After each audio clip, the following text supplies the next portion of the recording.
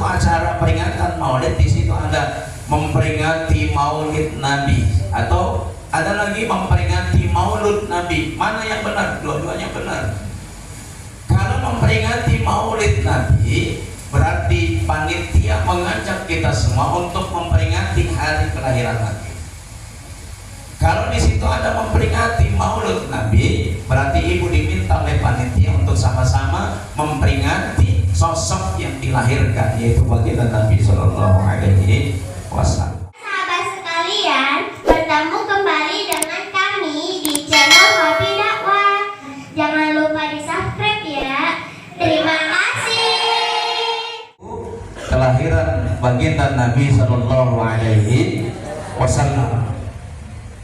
Nah, Allah sudah memberikan sinyal kepada kita kalau datang bulan Maulid, kata Allah, bergembiralah kalian. Qul bi fadlillahi wa bi rahmatihi fa bidzalika falyafrahu. Katakanlah ya Muhammad, dengan karunia Allah dan rahmatnya itu hendaklah mereka bergembira. Jadi dimaksud mereka siapa, Bu? Siapa yang dimaksud mereka? Ayo, kita. Yang dimaksud bergembira kita. Jangan cemberut. Ayo senyum. Ini bulan Maulid, ya. Hiasi Maulid dengan senyum kita. Jangan cemberut, ya. Ya, semangat. Ya, jadi falyafrahu, kata Allah, maka bergembiralah kalian. Siapa yang diminta bergembira oleh Allah? Kita, umat mukmin, orang Islam. Kenapa bergembira? Kenapa Allah pakai falyafrahu? Supaya kita bergembira. Karena nikmat, perhatikan. Karena nikmat terbesar yang Allah berikan di muka bumi adalah kelahiran baginda Nabi Shallallahu Alaihi Wasallam. Ya, nilai dunia ini gak ada apa-apanya dibandingkan dengan kelahiran Rasulullah Shallallahu Alaihi Wasallam. Maka Allah tegaskan dalam akhir ayat, ya, surat surat Yunus ayat 58, di akhir ayat disebutkan huwa khairum mimma yajma'un. Kegembiraan kalian orang-orang Islam terhadap kelahiran Nabi itu lebih baik dari apa yang kalian kumpulkan.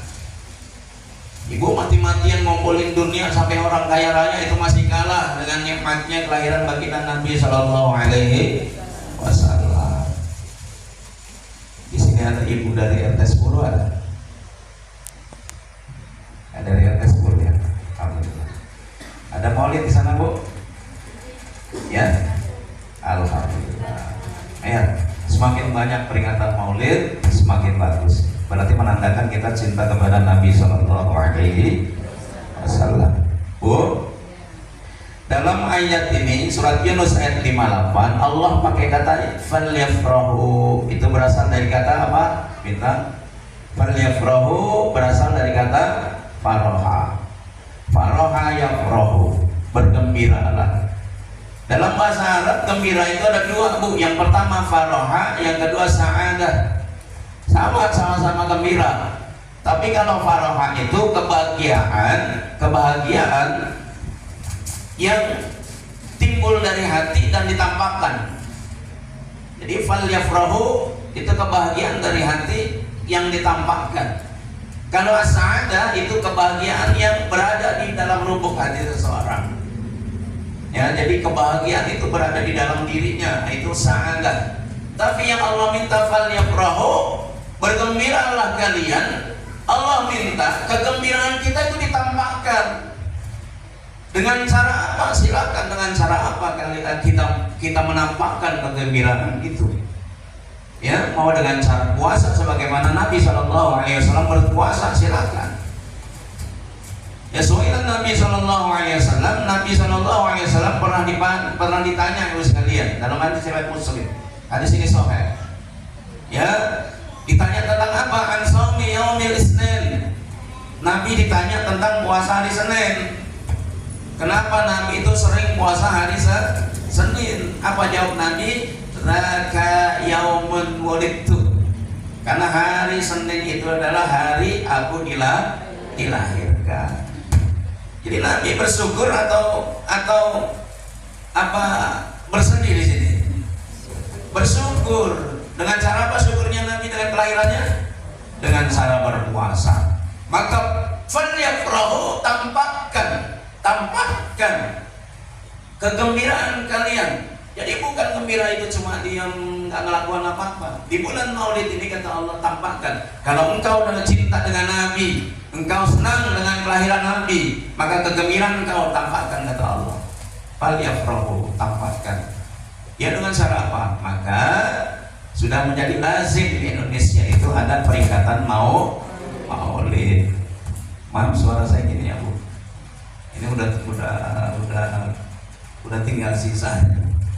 Ya seminggu kemarin memang modal saya kan berbicara. Nah, seminggu kemarin agak banyak pembicaraan jadi begini. Terus kalian yang melihat Allah Subhanahu Wa Taala, Maulid atau Maulud? Saya sering tanya, Maulid atau Maulud? Maulud. Kelihatan bibirnya panjang kan? Maulud. Kenapa Maulud? Karena Maulud itu identik dengan makan nasi kebuli. Itu Mauludan. Ya bahasa gampangnya muludan gitu. Muludan ya, tukang makan gitu. Ya, Maulid atau Maulud, Bu? Maulid atau Maulud? Maulid boleh, Maulud boleh. Cuma ibu juga harus paham nanti ya apa beda Maulid dan Maulud. Jangan ibu datang peringatan Maulid gak ngerti apa-apa. Ya, akhirnya timbul orang-orang yang gak suka membid'ahkan Maulid, membid'ahkan Maulud. Kenapa mereka sampai membid'ahkan Maulid, membid'ahkan peringatan Maulud? Karena mereka gak ngerti bahasa. Kalau menerapkan hukum itu harus lihat definisinya dulu. Ya, apa yang diperingati, cari itu definisinya, baru diterapkan hukumnya. Ya, kalau Maulid itu hari kelahiran, Maulid itu hari kelahiran. Kalau Maulud bayi yang dilahirkan, yaitu Rasulullah Shallallahu Alaihi Wasallam. Kalau disandingkan dengan kata Nabi, Maulidun Nabi berarti berarti hari kelahiran Nabi. Kalau Mauludun Nabi berarti Nabi yang dilahirkan. Kalau nanti ibu datang ke satu acara peringatan Maulid, di situ ada memperingati Maulid Nabi atau ada lagi memperingati Maulud Nabi, mana yang benar? Dua-duanya benar. Kalau memperingati Maulid Nabi berarti panitia mengajak kita semua untuk memperingati hari kelahiran Nabi. Kalau di situ ada memperingati Maulud Nabi, berarti ibu diminta oleh panitia untuk sama-sama memperingati sosok yang dilahirkan, yaitu baginda Nabi Shallallahu Alaihi Wasallam. Jadi jangan jadi perdebatan.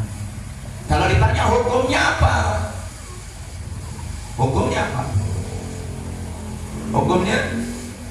kalau kita definisikan kata tadi, Maulid adalah Maulid adalah hari kelahiran Nabi, nggak ada hukumnya. Maulid nggak ada hukumnya. Hari kelahiran, Pak Slamet dilahirkan, apa hukum kelahiran Pak Slamet? Haram. Auzubillah. Ya, nggak ada hukum kelahiran orang itu, nggak ada hukumnya. Lahir ya lahir. Itu kontrak Allah, dia dilahirkan, nggak ada hukumnya. Dan hukum, perhatikan ibu sekalian. Tolong ngaji biar pintar, jangan asal ngaji. Ibu sekalian, hukum itu diterapkan pada perbuatan seseorang, bukan pada kelahiran. Jadi hukum itu melekat pada perbuatan, bukan pada kelahiran. Pada perbuatan, ketika sudah ada tindakan, sudah ada perbuatan, di situ baru timbul hukum. Kelahiran Nabi yang nggak ada hukumnya, itu bukan satu perbuatan. Maulud Nabi, ya, bayi yang dilahirkan, apa hukumnya? Yang nggak ada hukumnya. Bayi mau lahir, siapa aja bayi lahir, nggak ada hukumnya. Justru kita harus bergembira, nggak ada hukumnya. Hati-hati nih Bu, jangan sampai terpleset. Karena terpleset sedikit saya, kita masuk hukum kafir. Perhatikan ini. Perhatikan ini. Barang siapa di antara kita yang tidak suka dengan maulid Nabi, berarti tidak suka dengan kelahiran Nabi. Kita sudah definisikan tadi ya. Silakan. Jelas sekalian. Saya sudah definisikan tadi. Maulid hari kelahiran. Siapa yang tidak suka dengan maulid Nabi, berarti tidak suka dengan kelahiran Nabi. Maulud itu bayi yang dilahirkan. Barang siapa yang tidak suka dengan peringatan maulud, berarti dia tidak suka dengan bayi yang dilahirkan, yaitu Rasulullah SAW. Berarti dia tidak suka dengan Rasulullah. Kalau orang tidak suka dengan Rasulullah, kafir. Jelas sekalian. Hati-hati. Makanya kalau MC itu jangan, Bu. Ya, Bu. Saya minta tolong banget. Sering saya katakan begini. Jangan kita ambil kesimpulan ini, apa yang nggak dilakukan Nabi itu bid'ah. Jangan. Contoh gini, Bu. Ibu ngambil hukumnya begini, contohnya. Maulid Nabi, Maulid Nabi di zaman Nabi tidak ada, coret. Maulid Nabi zaman Nabi tidak ada, coret. Masuk zaman sahabat nggak ada Maulid Nabi, coret. Bid'ah. Masuk zaman tabi'in nggak ada maulid Nabi, coret, bid'ah. Masuk zaman tabi'ut tabi'in nggak ada maulid Nabi, coret, bid'ah. Masuk zaman para imam nggak ada maulid Nabi, coret, bid'ah. Kalau begini Pak, hukum amburadul hancur semuanya. Jelas? Ibu zakat pakai apa? Zakat pakai apa? Pakai pisang. Hah? Pakai beras. Nih, pakai kaidah yang tadi ikutin. Beras. Zaman Nabi ada tak?